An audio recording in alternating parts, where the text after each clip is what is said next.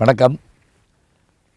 சமீப காலமாக ஒரு விஷயத்தை நம்ம பார்த்து கொஞ்சம் பயப்படக்கூட தோணுது. என்ன அப்படின்னு பார்த்தீங்கன்னா, ஒரு 20-30 வருஷத்துக்கு முதல்ல எனக்கு தெரிஞ்சு ஏதாவது ஒரு பொருள் நம்ம வீட்டில் ரிப்பேர் ஆகிடுச்சுன்னு வச்சுக்கோங்களேன், அதை சரி பண்ணுறதுக்கு எல்லாருமே எழுவோம்.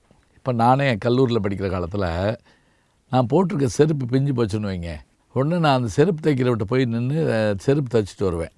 ஒன்று, இந்த குடை ரிப்பேர் பண்ணுறவங்கன்னு இருப்பாங்க. இந்த மழைக்காலம் வர்றதுக்கு முதல்லே என்ன பண்ணுவாங்கன்னா, குடையெல்லாம் சரி பண்ணுறதுக்கு குடை ரிப்பேர் பண்ணுறவங்களும் வருவாங்க. அதுபோல் போட்டிருக்கக்கூடிய சட்டை நம்மளுடைய இதில் எல்லாம் கிழிசல் ஏற்பட்டுச்சுன்னா வீட்லேயும் தைப்பாங்க, கையில் இது ஊசி நூல் வச்சு தைப்பாங்க. அதே மாதிரி இந்த தையல் இயந்திரத்தை மேலே வச்சுக்கிட்டு தைக்கிறதுக்காக வருவாங்க. இப்போ கூட வாட்ஸ்அப்பில் கூட ஒரு பெரியவரை காமிச்சாங்க. அதில் அவர் 80 வயசுக்காரர் இன்னமும் தோளில் வச்சுக்கிட்டு அதை ஒரு நாளைக்கு எனக்கு 200-300 கிடைக்க அதை வச்சுக்கிட்டு நான் வாழ்கிறேங்கிறாரு. இப்போ நான் இதெல்லாம் எதுக்கு சொல்கிறேன் அப்படின்னு கேட்டிங்கன்னா,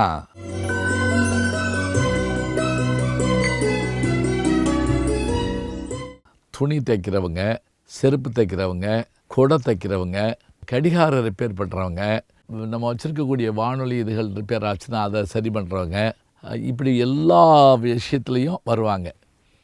இன்னொருத்தவங்க யாருன்னு கேட்டிங்கன்னா, பாத்திரங்களுக்கு ஈயம் பூச வருவாங்க. அந்த ஈயம் பூச வர்றபோது அவங்க வர்றப்போ நாங்கள்லாம் தெருவில் சின்ன பிள்ளைகளாக என்ன செய்வோம்னா, அவங்க பண்ணக்கூடிய அந்த வேலையை பார்க்க அப்படி ஆர்வமாக வருவோம். ஒரு குழி தோண்டி அதில் இது வச்சு நெருப்பு போட்டு அவங்க பையன் உட்காந்து அந்த துருத்தி அமுக்கிட்டே இருப்பான். அதில் அவர் என்ன பண்ணுவார்னா, அந்த ஒரு இதை வச்சு ஈயத்தை அப்படியே உள்ளே இது பண்ணி அந்த பாத்திரத்தை பூசி உள்ளே இது பண்ணி பளபளன்னு கொடுப்பாரு. அவங்களுக்கு சாப்பாடு போட்டு அனுப்புவாங்க. அன்றைக்கி பூரா அந்த தெருவே ஜேஜேன்னு இருக்கும். அவர் ஒரு ஆள் வந்துட்டாருன்னா உடனே எல்லோரும் வீட்டில் இருந்தோம் கொண்டு வந்து கொடுப்பாங்க. அந்த வேலையை பார்த்துக்கிட்டே இருப்பாங்க. அவருடைய மனைவி, அவருடைய பிள்ளை 3 பேர் சேர்ந்து அந்த வேலையை பார்ப்பாங்க. அன்றைக்கி சாயங்காலத்துக்குள்ளே அவர் சாப்பிட்டுட்டு அந்த இதெல்லாம் இது பண்ணிட்டு போவார். இந்த மாதிரியான இவங்களையெல்லாம் பார்க்குறத நம்ம பார்த்தோம். இப்போ இதெல்லாமே இல்லையோங்கிற ஒரு பயம் வருது. ஏன் அப்படின்னு கேட்டால், எல்லா பொருளுமே கார்ப்பரேட் லெவலில் இங்கே எல்லாமே கிடைக்குங்கிற மாதிரி. எப்படி அமெரிக்காவில் வால்மார்ட் அப்படிங்கிற ஒரு கடைக்குள்ளே போனீங்கன்னா, அங்கே குண்டூசி தொடங்கி விமானத்துக்கு உரிய பொருள் வரைக்கும் அங்கே வாங்கலாம் அப்படிங்கிறது ஒரு உண்டு. அப்போ அந்த மாதிரி இருக்கிறப்ப அது வசதின்னு நம்ம நினைக்கிறோம். ஆனால் இந்த தொழிலாளர்களுடைய தொழில் என்னாச்சு? செருப்பு தச்சு போடுறோமா? இல்லை, தூக்கி போட்டுறோம். அது மட்டும் இல்லை, அளவுகளுக்கு ஏற்றபடியாக எல்லாம் வந்துருச்சு. அதாவது எந்த வயசோ அந்த வயசுக்கு.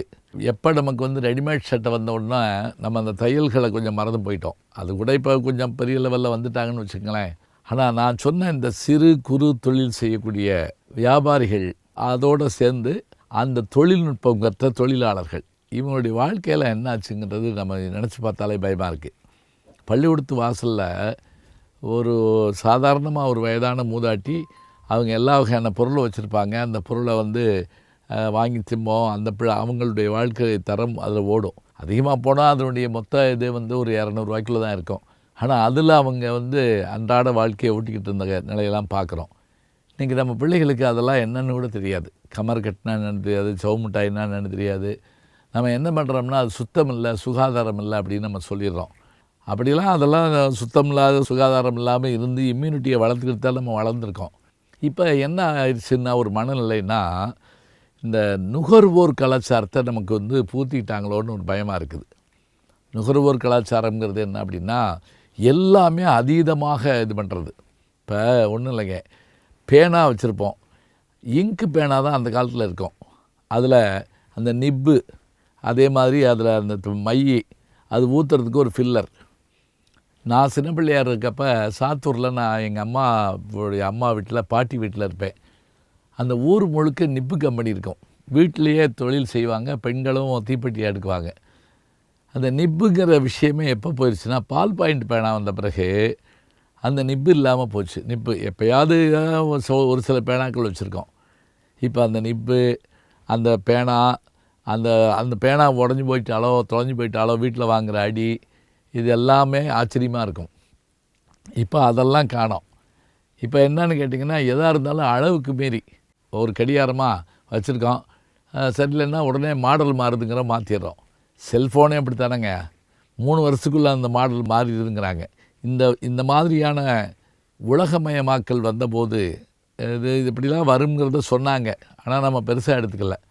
நமக்கு என்ன யோசனையாக இருக்குது அப்படின்னா, இந்த மாதிரியான எளிய மக்கள், அதுவும் சில நேரங்களில் அம்மி கொத்த வர்றவங்க, அவனுடைய நிலையை பார்த்தாலே ஆச்சரியமாக இருக்குது. அவங்க என்னைக்கு கிரைண்டர் வீட்டுக்குள்ளே வந்துச்சோ அதனால் அம்மி, ஆட்டோரல் இதுக்கான அந்த இது குத்துறவங்களுக்கான வேலை போயிடுச்சு. அதே மாதிரி சாணம் பிடிக்க வருவாங்க. நம்ம வீட்டினுடைய கத்தி, கத்திரிக்கோல், அருவாள் இதுக்கெல்லாம் அவங்களையும் பார்த்தாலும் கஷ்டமாக இருக்குது. ஏன்னா எல்லா வகையான பொருள்களும் எல்லாம் அப்படியே வாங்கிடுறோம். எனக்கு தெரிஞ்ச எங்கள் வீட்டில் ஒரு சீப்பு இருக்கும், அதில் தான் எல்லோரும் சீவுவோம். அதே மாதிரி தேங்காய் எண்ணெய் ஒன்று ஒரு இதில் இருக்கும், அதை தான் எல்லோரும் எடுத்து வச்சுக்கிடுவோம். இது நம்பவே முடியாது. இன்றைக்கி சொன்னால் கூட ஒத்துக்கிற மாட்டோம். இன்றைக்கி நம்ம சொன்னால் என்ன செய்வோம், சச்சா அவங்க சீவன சீப்பில் நம்ம செய்வது அப்படிம்போம். இன்றைக்கி அது மாற்றப்பட்டு காட்டப்பட்டுக்கிட்டு இருக்கு. எப்படியாக இருந்தாலும் இவங்கள்லாம் எங்கே போவாங்க, எப்படி வேளாண்மை பொய்த்த போது விவசாயிகள்லாம் நகரத்தை நோக்கி வந்து அவங்க சிறு தொழில்கள் மாதிரி ஏதோ ஆட்டோ ஓட்டுறது அந்த மாதிரி இருக்காங்களோ, அதுபோல் இவர்களுடைய வாழ்க்கை தரமும் மாறிப்போச்சு. நமக்கான எண்ணமும் எப்படி வந்துருச்சுன்னா, கிழிஞ்சதை தைக்கிறது, பிஞ்சதை தைக்கிறது, உடஞ்சதை சரி பண்ணுறது, அதெல்லாம் எதுவுமே இல்லை. எல்லாத்தையும் என்ன பண்ணுறோம், எதாக இருந்தாலும் புதுசு வாங்கிட்டு போயிடுவோம், அதுக்கு இதுக்கு என்ன அப்படின்னு ஒரு எண்ணம் வருது. இந்த எண்ணத்தை உருவாக்கி விட்டுட்டாங்களோங்கிற ஒரு பயம் இருக்குது. ஏன்னா காலங்காலமாக இந்த தொழிலாளர்களும் இந்த வியாபாரிகளும் இவர்களாலும் தான் இந்த ஊர்கள்லாம் இயங்கிக்கிட்டு இருந்தது. கல்யாணமே எனக்கு தெரிஞ்சுங்க, எங்கள் வீட்டில் கல்யாணம்னா எங்கள் வீட்டில் தான் நடக்கும், எங்கள் தெருவில் தான் நடக்கும். எங்கள் ஊருக்காரர் ஆசிரம் வச்சுப்பார், எங்கள் ஊருக்காரரு சமையல் பண்ணுவார், எல்லோரும் திண்ணையில் ஓரத்தில் உட்காந்து சாப்பிட்டு போயிடுவோம். இன்றைக்கி எந்த கல்யாணமும் அந்த ஊரில் நடக்க மாட்டேங்குதே. பொண்ணு விடுமோ அவளை விடுஞ்சு எந்த ஒரு மண்டபத்துக்கு போயிடுறாங்க, சரியாக போச்சு. அப்போ இந்த மாற்றங்கள் எல்லாம் நமக்கு வளர்ச்சின்னு சொன்னாலும் கூட ஒரு வகையான அதிர்ச்சியாகவும் இருக்குதுங்க. இவர்களை நாம் மறந்துட்டோமோன்னு பயமாக இருக்குது. சரி, மாற்றங்களுக்கு ஏற்ப ஏற்றங்களும் வரும்னு நம்புவோம். நல்ல செய்திகளை நாளும் சிந்திப்போம், நாளை சந்திப்போம். வணக்கம் அன்புக்குரிய யூடியூப் நேயர்களே, நீங்கள் இன்னும் என்னை நெருக்கமாக பின்தொடர வேண்டும் என்று சொன்னால் ட்விட்டர், இன்ஸ்டாகிராம், ஃபேஸ்புக் போன்ற சமூக வலைதளங்களில் பின்தொடர்ந்து வாருங்கள். நாம் முன்தொடர்ந்து செல்வோம்.